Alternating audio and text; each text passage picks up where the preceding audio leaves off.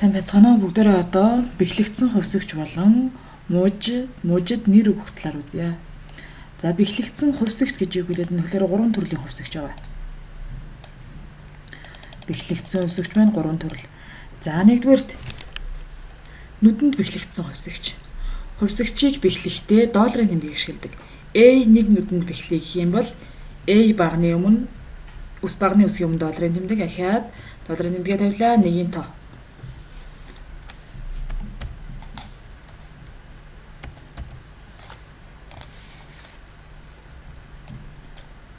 Хувьсагчийг бэхлэхдээ долларын тэмдэг ашигладаг гэсэн тийм ээ.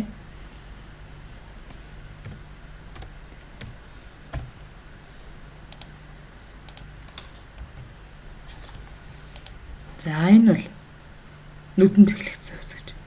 За тэгвэл хоёрдугаарт нь баганд бэхлэгдсэн хувьсагч гэхлээрээ багны дугаараа өмнө долларын тэмдэг тавьсан байх хэрэгтэй. A B C D E F гэсэн багны дугаараа өмнө.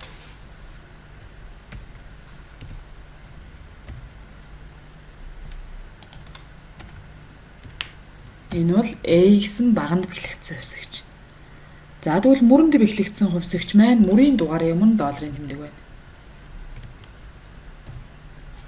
Мөрөнд бэхлэгдсэн хувьсагч. За тэгэхээр өгөгдлийг мөр баган руу хоёулын татах тохиолдолд нүдэнд нь бэхлээ өгчөж болно. А зөвхөн одоо доошоо багны өгөгдлийг татах тохиолдолд мөрийн дугаар дээр бэхлэн мөрөнд. Хоошоо баган руу татах тохиолдолд багны дугаараа өмнө одоо долларын тэмдгийг тавьж хувьсагчийг бэхэлдэг байх нэ. За тэгвэл хэдүүлээ 2,150,000 2,150,000 гэсэн тооны хувийг олъё. За энд нэг 10 тоо очиж хувь оруулна гээд хувь гэсэн формат дээр дарлаа. 2,100-ийн 5.2%-ийг олъё. Дараагийн нүдэнд нь 3%-ийг, 18%-ийг, 75, 52%-ийг, 16%-ийг, 9%-ийг, 7%-ийг гээд за эдгээр хувийг нь үдээ. 2,150,000 гэсэн тооны хувийг нотгож байна тийм ээ. Тэгэхээр эхний нүдэнд бичээд хойш нь татна гэсэн үг. Тэнцүү тавилаа. 2,150-ыг үржих нь 5-аар үржүүллээ. Энтер дарлаа. 111,800 гарах. 2,150-ийн 50,000-ийн 5% нь бол 111,800 байх. 5.2% байгаа тийм ээ. За тэгвэл энийг хойш нь татхлаар алдаа гарна. Яагаад гэвэл хувьсагчаа бид нар бэхэлж өгөөгүй учраас нүдний хаяг маань энд A1-ийг үржих нь C1.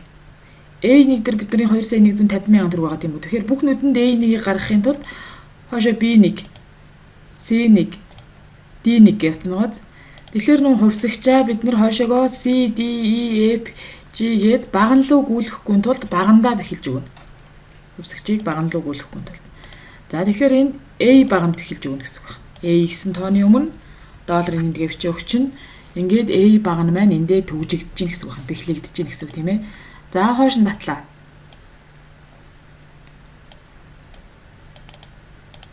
За ингээ 3%, 18%, 52% нь болохоор 5.2% нь 118,800, 52% нь болохоор сая 118,000 гэдэг ингээд. За ингээ багныг хойш нь татах тохиолдол ингэдэг байна. За тэгвэл доошоо бодё хэдүүлээ. Доошоо. За доошоо мөнгөнд бичиж. Зүгээр их хэмжээгээр мөнгө тоочж. Хөв бичихгүйгээр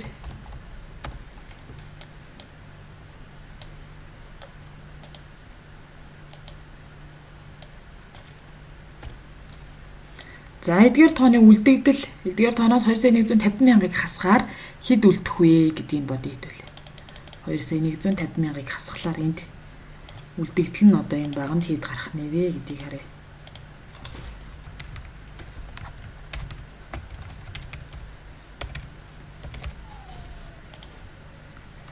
За тэнцүү тавилаа. Тухайн нүднүүдэд бодолт хийхин тулд бид нар тэнцүүгийн тэмдгийг тавьж эхэлнэ тийм ээ. Тэнцүү тавиад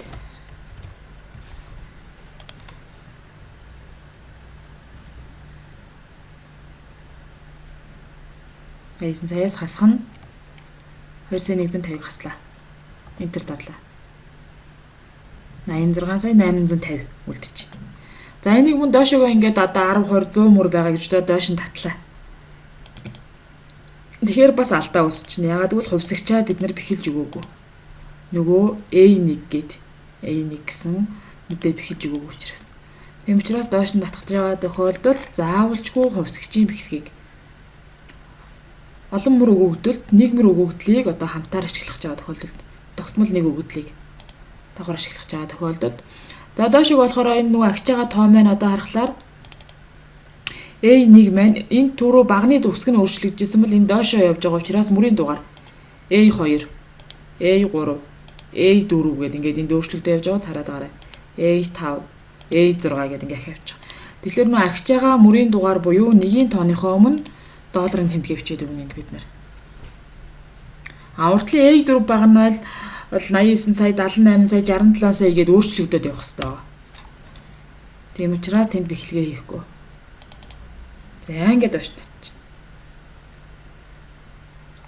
За ингээд мөр баганд нь бэхлэгийг ингэж хийж болох юм.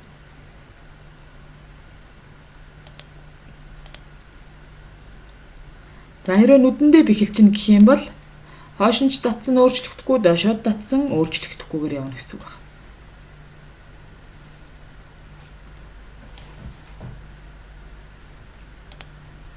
За бэхлэгдсэн хувьсагч гэж энийг хэлж яах нэ. За тэгвэл мууж гэж юу вэ? Мууж гэдэг бол идэвхтэй нүднүүдийн олонлог. Энэ бол C1-ээс D-ийн 2 хүртэлх мууж. За муужид нэр өгснөөрөө ямар даваа талтай вэ гэхээр томьёо бичгэд одоо тухайн мужийг нэрээр нь дуудаад ашиглах боломжтой. За энэ ихний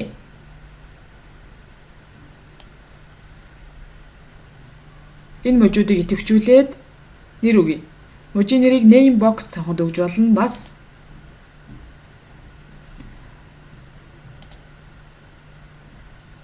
Formulas Disney Name Manager командыг ашиглаад өгж болно. За defined names гэсгийг яаж ашиглахыг та нар өөрснөө бие дагаа сураарай. Бас лекцэн дээр явцсан байгаа. Өгч нь одоо амархан байдлаар name box буюу томьёоны мөрөнд хэрхэн мужийн нэр өгөх вэ? Нэр өгөх мужаа идэвхжүүллээ. Дээр нь идэвхжүүлж агаад одоо энэ ихний үлдэгдэл.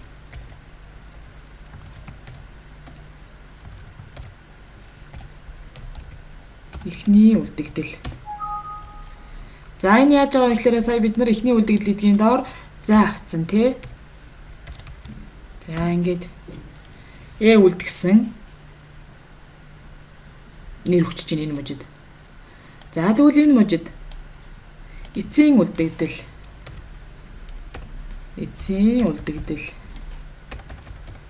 эцсийг тавиад эцсийн үлдэгдэл гэдээ тавьчих.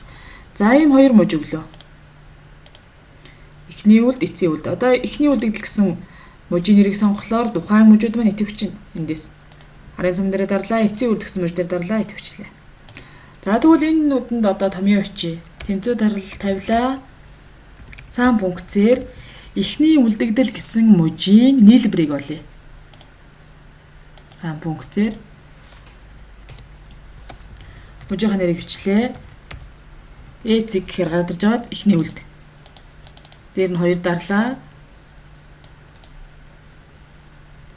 Саам томьёо. Саам зэг үлд гэдэг юм. За тэгвэл эцсийн үлдэгдэл. Тэнцүү тавилаа. Саам гэ пункцээрчлээ, хаалтаа нээлээ. Эцсийн үлд гэсэн мужаа сонголоо. Зүйлдгээ ороод ирлээ, мужийн нэр ороод ирлээ. Хаалтыг хаалаа, энтер дарлаа. За ингээд мужийн нэрээр хандлт их нь болохоор ийм давуу талтай байх нэ. Нүдний хаягаа бичихгүй цаашдаа маш олон мөр өгөгдөл олон томьёон дээр ингээд маш том баланкан дээр ажиллаад эхлэхээр нөгөө мужаа нэрлэхгүй бол өгөгдлөө хооронд нь андуурах тохиолдлууд гардаг. Одоо энэ мужид нэр өгөөд ингээд тухайн мужаа нэрээр нь дуудаад томьёонд ашиглаад пункцэнд ашиглаа явуучих юм бол биднэрт ажиллахад илүү хялбар одоо цаг хугацаа хөнгөвчлсөн ажил болдог. За ингээр мужид бол нэр өгөхдөө name box цонхноос хамгийн энгийн байдлаар өгдөг. За тэгээ мужийн нэрийн тохиргоонуудыг болохоор Formulas Disney Defined Name хэсэгт тохируулаад явцдаг. За энэ дөрвөн команд ямар үүрэгтэй вэ гэдгийг өөрснөө бие дагаад судлаад үзээрэй. Мөн лекцэн дээрээсээ харж болно. Лекцэн дээр тодорхой тайлбарыг өгсөн байгаа.